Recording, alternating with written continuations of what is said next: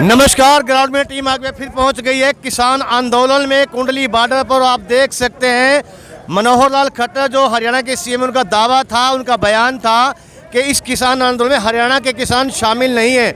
लेकिन देख लिए आप, सामने देख सकते हैं आप, ये सभी हरियाणा के ही किसान हैं जो किसान आंदोलन में पहुँच चुके हैं और जो किसान हैं वो भी लगातार किसान आंदोलन की तरफ अपनी हिस्सेदारी हासिल करके यहाँ किसानों का समर्थन कर रहे हैं। और पूरी भीड़ यहाँ जन सैलाब, जो एक बार मैं कहूँगा अपने साथी जोनी भारद्वाज से कि चारों तरफ घुमा कर दिखा दें कि यहाँ किस तरह का माहौल बना हुआ है किसान आंदोलन को लेके।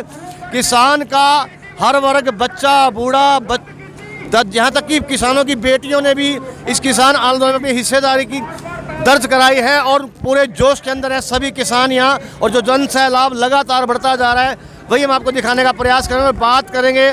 यहाँ मजदूर संगठन के नेता है हमारे साथ, सबसे पहले उनसे बात करते हैं बुजुर्ग के। सर, अपना परिचय दे दीजिए, अपना नाम बता दीजिए। हमारा नाम रविदत्त सिंह है और राष्ट्रीय किसान मजदूर महासंघ के प्रदेश अध्यक्ष हैं मध्य प्रदेश के। एमपी से हैं आप? एमपी से पहुँचे हैं? एमपी से पहुँचे हैं। अच्छा, ये ना चला एमपी से पहुँचे, तो एमपी के मुख्यमंत्री को बता देते हैं कि एमपी के भी लोग अब आंदोलन में शामिल हो चुके हैं। एमपी के लोग नंगे बदन संसद भवन तक परसों चले गए हैं। 16 लोग लेके हम चले गए थे और आज यहाँ हमारे यहाँ 15-20 लोग हैं, सब घूम रहे हैं। सरकार कह रही है कि किसानों के लिए, किसानों के हितों के लिए, किसानों के फायदे के लिए, किसानों के लाभ के लिए ये कृषि कानून बनाए गए हैं। फिर बवंडर क्यों? सरकार ये बताना चाहती है कि ये आंदोलन देश का नहीं, अकेले ये पंजाब का है। ये प्रोपेगेंडा सरकार कर रही है। आप जैसे लोग उनको बताएंगे कि ये आंदोलन पंजाब का नहीं, ये पूरे देश के किसानों का है। ये आपके माध्यम से ये बात जाएगी। सवाल मेरा ये था कि किसानों के हित की बात करती है सरकार और बिलों को लेकर भी कहते हैं बहुत फायदा होने वाला है। आप क्या कहेंगे? अब फायदा तो सामने दिख रहा है। 2000 का गेहूँ 1400 रुपये में बिक रहा, 2000 का मक्का आज 800 बिक रहा है, तो उससे फायदा तो दिख ही रहा ना। फायदा नहीं है, साफ तौर पर कहना है। जो एमपी के जो किसान नेता और मजदूर नेता यहाँ मौजूद हैं। अब बात कर लेते हैं यहाँ हरियाणा के कथूरा गाँव से। हरियाणा के कथूरा गांव से यहाँ लोग, आप देख सकते हैं चेहरे सामने, सभी ये हरियाणवी हैं और हरियाणवी में जो लोग हैं वो भी इस किसान आंदोलन में शामिल हो। सबसे पहले बात करें भाई साहब, हमारे दर्शकों को पहले अपना परिचय दे दीजिए, गांव नाम बता दीजिए, उसके बाद बता दीजिए कि जो कृषि कानून जो पास किए सरकार ने, इनके बारे में क्या कहना आप? मेरा नाम राकेश तंवर है, मैं पलवल ज़िले के पृथला गाँव का हूँ और मैं लगातार जब से आंदोलन शुरू हुआ तब से यहीं हूँ। देखिए, आंदोलन जब से शुरू हुआ है, जब ये 3 काले कानून लागू हुए थे। आप काले कानूनों के बारे में सभी जानते हैं और किसान नेता अच्छी तरीके से बता पाएंगे।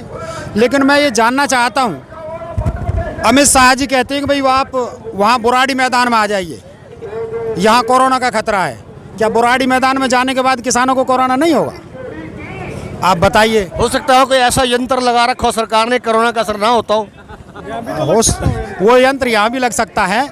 और वो कह रहे हैं जी आइए आप मुझसे मिलने के लिए। बातें सिर्फ हो रही हैं मुझसे मिलने के लिए। अरे तुमसे मिलना क्या, तुम्हें रिश्ता करना है हमारा। कौन से किसान का रिश्ता करना, भेज देते हैं उसी को, कर दो रिश्ता। और रिश्ता तो लेके आओगे, आप लेके आओगे यहीं। हमें सिर्फ ये काले कानून वापस चाहिए। आप उनको वहीं से वापस ले लीजिए, किसान वापस अपने घर चले जाएंगे। अगर किसानों के भले के बारे में आप सोच रहे हैं तो किसानों का भला ही सोचिए। किसानों को भी पता है कि ये तीनों काले कानून किसानों की मौत के डेथ वारंट हैं। सुन लीजिए, किसानों के लिए जो कानून है डेथ वारंट बताया इन्होंने।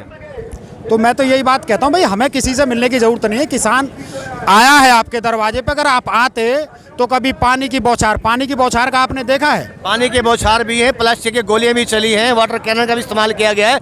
लेकिन जो किसान था वो लगातार सभी बैरियर तोड़कर आगे बढ़ता रहा और आज दिल्ली के सीने पर है। किसान के ऊपर जो पानी की बौछार मारी, अगर सादा पानी होता तो हम भी मानते कि आप बर्फ़ की सिल्लियाँ डाल दो, कोई फ़र्क नहीं पड़ता। लेकिन इन लोगों ने जो शर्मनाक काम किया है, गटर का पानी अपनी गाड़ी में भरकर सीधा किसानों के मुंह पर मारा है। गटर का पानी था वो? जी, गटर का पानी। जो लोग आपके पेट में अनाज पहुंचाते हैं उनके मुंह पर आप टट्टी फेंक के मार रहे हैं। इन लोगों को सोचना होगा। और पूरा देश की जनता सड़कों पर है। ये मात्र पंजाब के किसान नहीं है, इसमें हरियाणा, पंजाब के अलावा भी पूरा देश शामिल है। हमने भी चौथा दिन है लगातार हम इस आंदोलन के अंदर कवरेज कर रहे हैं और हम देख रहे हैं कि आज जो माहौल है, आज 30 नवंबर का दिन है, आज का जो माहौल है, हमें हर स्टेट का किसान यहाँ नज़र आ रहा है। यूपी का हो, उत्तराखंड का हो, हरियाणा का हो, पंजाब का हो, हिमाचल का हो या राजस्थान का हो, लगातार जो किसानों का जन सैलाब है। हमें तो ये लग रहा है कि अगर ये आंदोलन समाप्त ना हो तो ये संख्या करोड़ों में पहुँच सकती है और दिल्ली को चारों तरफ से इस तरह से जकड़ लिया जाए किसानों द्वारा कि दिल्ली के अंदर एक सुई भी दाखिल नहीं होने की संभावना हो जाएगी। तो क्या आप क्या कहना चाहेंगे, अगर ये कानून सरकार वापस नहीं लेती तो क्या स्टेप रहेगा किसानों का? किसान अगर सरकार कानून वापस लेती है तो किसान खुशी खुशी इसका स्वागत करेंगे और अपने घर वापस जाएंगे। और अगर वापस नहीं लेती तो? क्योंकि आज देश के प्रधानमंत्री ने कहा है कि जो कानून है इसमें किसानों का फायदा है, इसे समझे किसान। भाई ये देखिए, सबसे ज़रूरी हमारे जीने के लिए अनाज है। बिल्कुल, सभी के लिए।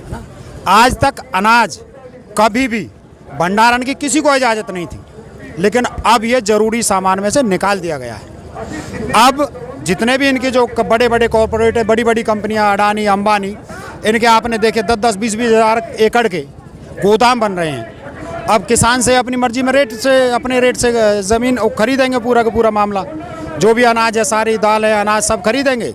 जब शॉर्टेज होगी तभी अपने तरीके से निकालेंगे। इनके गोदाम है। तरीका क्या होगा ये भी बता दीजिए। इनका तरीका ये होगा, जब देश में अनाज की कमी होगी, अगर मुझे भूख लगी है तो मैं तो रोटी तो खाऊंगा, चाहे मुझे अपनी ज़मीन बेचनी पड़े, अपना जो भी वाहन ले रहा हूँ वो बेचना पड़े, घर के गहने बेचने पड़े, तो यानी कि रोटी के लिए अपना सब कुछ कुर्बान करना पड़ेगा, ऐसे कानून है ये कहने का मतलब है आपका। क्या नाम बताया था आपने अपना? राकेश तंवर पृथ्वी। राकेश तंवर जी, अब आप देश की सरकार को क्या कहना चाहेंगे और अपने जो किसान भाई हैं देश के, उनके लिए क्या संदेश देंगे? मैं यही कहना चाहता हूँ कि देश की खुशहाली सिर्फ किसान के खुश होने से आएगी और किसान तब खुश होगा जब ये काले कानून वापस देंगे। किसान भाइयों को क्या संदेश देंगे कुंडली बॉर्डर के इस किसान आंदोलन से आप? नहीं, किसान भाइयों को नहीं, मैं पूरे देश के किसानों को कहना चाहता हूँ। पूरे देश की ही बात कर रहा हूँ। देश के किसानों को कहना चाहता हूँ कि ये जो 3 काले कानून हैं, ये पूरे देश के ही नहीं, हर नागरिक के खिलाफ हैं। अब अगर हमसे अनाज वो 10 रुपये किलो में मान लो लेते हैं और 100 रुपये किलो बेचेंगे, तो आम आदमी जिसके पास में अनाज नहीं होता वो 100 रुपये तो नहीं खरीद पाएगा। किसका नुकसान है? इसमें किसान के साथ साथ आम आदमी का भी नुकसान है। इसलिए पूरे देश के किसान को, हर नागरिक को सड़कों पर आना चाहिए और इन 3 काले कानूनों का विरोध करना चाहिए। बहुत बहुत धन्यवाद ग्राउंड से बात करने के लिए। तो आपने देखा यहाँ देखा आपने कि कितना रोष है किसानों में।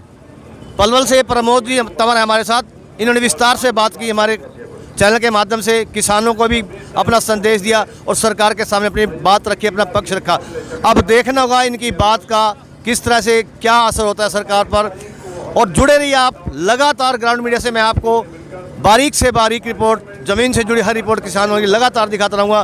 किसान आंदोलन किंडली बॉर्डर से मैं हरीश कपूर अपने कैमरामैन सहयोगी जॉनी भारद्वाज के साथ।